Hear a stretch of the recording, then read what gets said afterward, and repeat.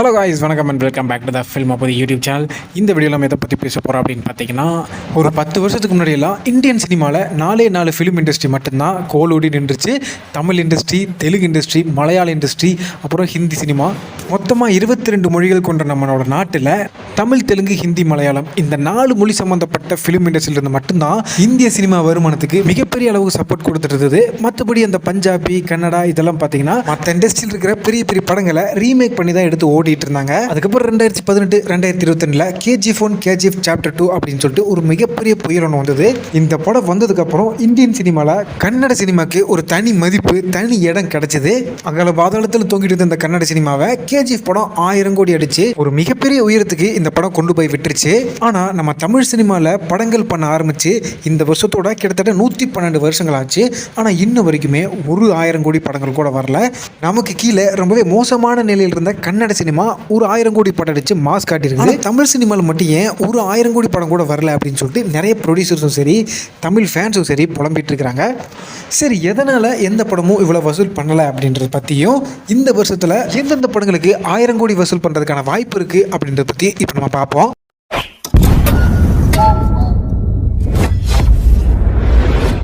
First, ஏன் இன்னும் எந்த தமிழ் படமும் 1000 கோடி ரீச் பண்ணல அப்படின்றத பற்றி பார்ப்போம். பாகுபலி அப்படின்ற ஒரு பெரிய படம் ரிலீஸ் ஆனதுக்கப்புறம் தமிழ் சினிமா டேரக்டர்ஸ்க்கு, ப்ரொடியூசர்ஸ்க்கு பாகுபலி மாதிரியே நம்மளும் 1000 crore அடிக்கணும் அப்படின்னு சொல்லிட்டு நிறைய படங்கள் எடுத்து டசன் கணக்கில் ரிலீஸ் பண்ண ஆரம்பித்தாங்க.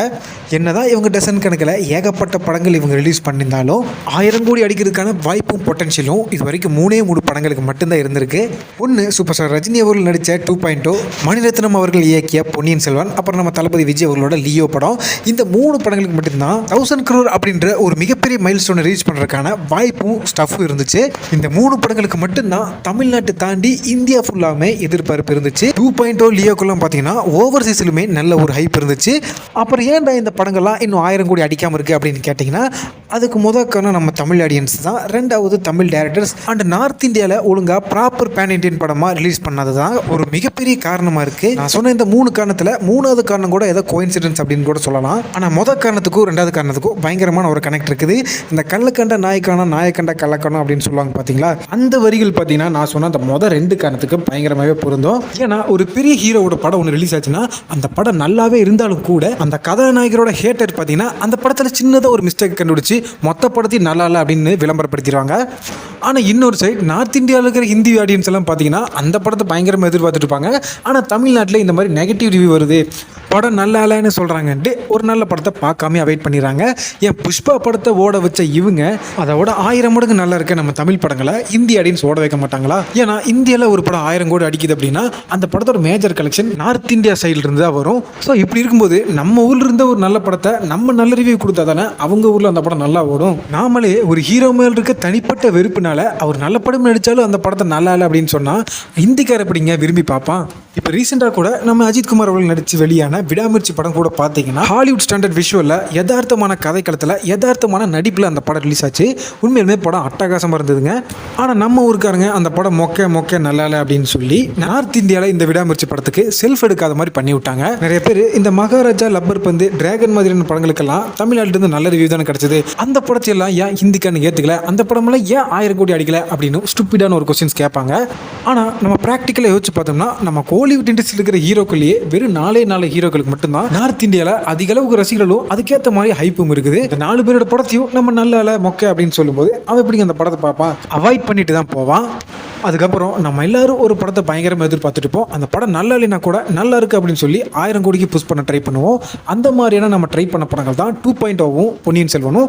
இந்த 2 படங்களும் சுமாராக இருந்தாலும் நம்ம நல்லா இருக்கும் அப்படின்னு சொல்லி நம்ம நார்த் இந்தியா காமிச்சிட்டோம். ஆனால் அவனுங்க இந்த படத்தை பெருசாக மோந்து கூட பார்க்காம இந்த படத்தையோட நல்லா இருக்குன்னு சொன்னீங்க அப்படின்னு திரும்ப நம்மளே கழுவி ஊற்றுவானுங்க. ஸோ இப்படி நல்ல படம் வந்தால் நம்ம நல்லா இல்லைன்னு சொல்லிடுறோம். டேரக்டர் சுமாராக ஒரு படம் எடுத்து அதை நம்ம நல்லா இருக்குன்னு சொல்லி ப்ரொமோட் பண்ணால் அது ஹிந்திக்கானுங்க நல்லா இல்லைன்னு சொல்லிடுறானுங்க. இப்படி கள்ளக்கண்டா நாயக்கண்டா கள்ளக்கணம் அப்படின்னு போனால் எப்படிங்க தமிழ் சினிமாவில் 1000 கோடி படம் வரும்? நிறைய பேர் கங்குவா படத்தை நல்ல படம், நம்ம தமிழ் சினிமா தவறு விட்டுருச்சு, 1001 மாதிரி 10 வருஷம் கழிச்சு நம்ம அதை கொண்டாடுவோம் அப்படின்லாம் சொல்லிட்டு இருக்காங்க. இப்படி சொல்கிற அறிவாளிகளுக்கெல்லாம் என்னால் ஆழ்ந்த இடங்களை தான் சொல்ல முடியும். ஸோ அடுத்ததான் இந்த ஓடிடியில் 8 வீக்ஸ் ஸ்பேனில் ரிலீஸ் ஆகிற தமிழ் படங்களை தான் நார்த் இந்தியா மல்டிப்ளெக்ஸ் தியேட்டர்ஸில் ரிலீஸ் பண்ணுவோம் அப்படின்னு சொல்லிட்டு மல்டிப்ளெக்ஸ் தியேட்டர் உரிமையாளர்கள் முடிவெடுத்திருக்காங்க. இந்த ரூல்ஸ் தமிழ் படங்களுக்கு மட்டும் இல்லை, எல்லா ஃபிலிம் இண்டஸ்ட்ரி படங்களுக்கும் தான். ஒரு ரூல்ஸ்னால 4 வார இடைவெளியில் ஓடிடியில் ரிலீஸ் ஆகிற படங்களுக்கு ஹிந்தி பெல்ட்டில் இருக்கிற நிறைய மல்டிப்ளெக்ஸ் தியேட்டர்ல ஸ்கிரீனிங் பண்றதுக்கான வாய்ப்பு இல்லாம போயிடுது. இப்படி ஒரு சிக்கல தான் நம்ம விஜய் அவர்கள் நடிச்ச லியோ படமும் கோட் படமும் மாட்டுச்சு. லியோ படமெல்லாம் பாத்தீங்கன்னா தமிழ்நாட்டில் அந்த படத்துக்கு ஏகப்பட்ட நெகட்டிவ் ரிவ்யூ வந்துருச்சு. அதே நேரத்தில் நார்த் இந்தியாவில் இருக்க ஒரு மல்டிப்ளெக்ஸ் தியேட்டர் கூட இந்த லியோ படத்துக்கு கிடைக்கல. பட் அப்படி இருந்தும் கூட வெறும் சிங்கிள் ஸ்கிரீன்ல மட்டும் ஓடி இந்த படம் 42 கோடி ரூபா நார்த் இந்தியாவில் மட்டும் வசூல் பண்ணுச்சு. ஆனா இந்த ஜெயிலர் படமெல்லாம் பாத்தீங்கன்னா ப்ராப்பர் பேன் இண்டியன் படமா வடக்கு சைடு இருக்க எல்லா மல்டிப்ளெக்ஸ் தியேட்டர்லயும் ரிலீஸ் பண்ணாங்க. ஆனா அப்படி இருந்தும் இந்த படம் வடக்கு சைடுல 6 கோடி ரூபா மட்டும் கலெக்ட் பண்ணி டோட்டலா 610 கோடி ரூபா வசூல் பண்ணிது.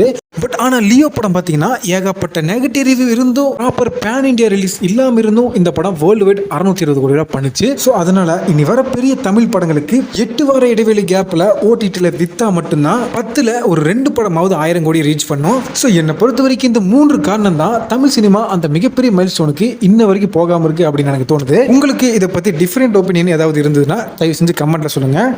ஃபைனலா இந்த வருஷம் 2025 ரிலீஸ் ஆக போற படங்கள்ல எந்தெந்த படத்துக்கு 1000 கோடி அடிக்கிறதுக்கான வாய்ப்பும் 1000 கோடி அடிக்கிறதுக்கான பொட்டன்ஷியலும் இருக்குதுன்னு பார்ப்போம். ஃபர்ஸ்ட் நம்ம கமல்ஹாசன் அவர்கள் நடிச்சு மணிரத்னம் டைரக்ட் பண்ணியிருக்க தக் லைஃப் படம் தான்.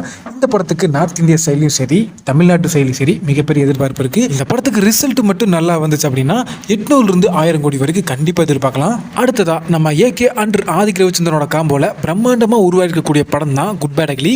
இந்த படத்துக்குமே 1000 கோடி அடிக்கிறதுக்கான ஸ்டஃப் இருக்குது. இந்த படத்தை புஷ்பா படத்தை ப்ரொடியூஸ் பண்ண மைத்ரி மூவி மேக்கர்ஸ் தான் ப்ரொடியூஸ் பண்றாங்க. ஃபார் த ஃபர்ஸ்ட் டைம் நம்ம ஏகேயோட படம் முதல் முறையாக பேன் இந்தியா லெவலில் எல்லா மல்டிப்ளெக்ஸ் தியேட்டர்லையுமே கிராண்டாக ரிலீஸ் பண்ண போகிறாங்க. இன்னும் கொஞ்சம் கவனம் எடுத்து நார்த் இந்தியாவில் இந்த படத்துக்கு ப்ராப்பராக ப்ரொமோஷன் பண்ணாங்க அப்படின்னா மினிமம் 600 கோடியிலிருந்து 1000 கோடி வரைக்கும் இந்த படம் வசூல் பண்ண வாய்ப்பு இருக்குது. அடுத்தது நம்ம தளபதி விஜய் அவர்களோட கடைசி படமான ஜனநாயகன் படம் தான். இந்த படத்தை நம்ம அஸ்வினத் அவர்கள் தான் டைரக்ட் பண்றாரு. ஆல்ரெடி விஜய் அவர்களுக்கு நார்த் இந்தியாவில் ஒரு பெரிய லெவல் மார்க்கெட் இருக்குது. இது விஜய் அவருக்கு கடைசி படம் வேற. ப்ராப்பராக பேன் இந்தியன் ரிலீஸ் பண்ணாங்க அப்படின்னா ரிசல்ட் நல்லா இருக்கும் பட்சத்தில் 800 இருந்து 1000 கோடி இந்த படம் கேரண்டி அடிக்கும். ஃபைனலா சூப்பர் ஸ்டார் ரஜினிகாந்த் அவர்களோட கூலி படத்துக்கு இந்த ஸ்டஃப் இருக்கு. ஏன்னா இந்த படத்தை லோகேஷ் கனகராஜ் அவர்கள் டைரக்ட் பண்ணியிருக்காரு. அனிருத்தோட மியூசிக் வேற. விஜய் அவர்கள்லாம் பார்த்தீங்கன்னா இப்போதான் நார்த் இந்தியா மார்க்கெட்டை பிடிச்சாரு. ஆனால் சூப்பர் ஸ்டார் ரஜினிகாந்த் எல்லாம் பார்த்தீங்கன்னா 80s 90s காலகட்டத்திலேயே நார்த் இந்தியா மார்க்கெட்டை பிடிச்சிருக்காரு. நிறைய பேருக்கு நம்ம சூப்பர் ஸ்டார் ரஜினிகாந்த் அவர்கள் தெரியும். இந்தியா முழுக்கவே இந்த படத்துக்கு நல்ல ஒரு எதிர்பார்ப்பு இருக்குது. இந்த படத்தை ப்ராப்பராக பேன் இண்டியன் ரிலீஸ் பண்ணி கிரிட்டிக்ஸ் வைஸாகவும் இந்த படத்துக்கு நல்ல ஒரு ரிசல்ட் கிடைச்சது அப்படின்னா 900 இருந்து 1100 கோடி வரைக்கும் இந்த படம் வசூல் பண்ண வாய்ப்பு இருக்கு. கைஸ், சின்னதாக ஒரு மேட்டர் சொல்கிறேன், கொஞ்சம் கொஞ்சம் கேட்டுங்க. PYGMI அதாவது பிக்மி அப்படின்னு சொல்லிட்டு ஒரு அப்ளிகேஷன் ஒன்று இருக்குது. இந்த அப்ளிகேஷன் ஒரு இ-காமர்ஸ் அப்ளிகேஷன். இது நம்மளோட ஃப்ரெண்ட்ஸ் ஆரம்பிச்சிருக்காங்க. ஸோ இதில் மாதம் 799 ரூபா மட்டும் பே பண்ணால் போதும். நீங்களும் ஒரு ஓனராகவோ பிஸ்னஸ் மேனாக கூட ஆகலாம். ஸோ அது எப்படின்னு பார்த்தீங்கன்னா உங்கள் கிட்ட இருக்க ப்ராடக்ட்டை உங்களோட ஓன் பிராண்டில் நீங்கள் இந்த ஆப்பை பயன்படுத்தி சேல் பண்ணிக்கலாம். இந்த ஆப்போட பேஸே உங்களுக்குன்னு தனியாக ஒரு வெப்சைட் கிரியேட் பண்ணி அதில் உங்களோட ஓன் ப்ராடக்ட்டை உங்களோட ஓன் பிராண்ட்லேயே சேல் பண்ண வைக்கிறது தான். இந்த ட்ரெஸ், பியூட்டி, கிராசரிஸ் பண்ணுற ஏகப்பட்ட ப்ராடக்ட்ஸை உங்களோட வெப்சைட்டில் உங்களோட தீம்லேயே நீங்கள் சேல் பண்ணலாம். ஸோ அதுக்கு நீங்கள் இந்த பிக்மி ஆப்பில் 799 பேக்கேஜை சப்ஸ்கிரைப் பண்ணி வச்சுக்கோங்க. இதை பற்றி மேலும் டீட்டெயில்ஸ் உங்களுக்கு தெரிஞ்சுக்கணும் அப்படின்னா டிஸ்கிரிப்ஷனில் இருக்க லிங்கை கிளிக் பண்ணி கிளியராக தெரிஞ்சுக்கோங்க. நன்றி.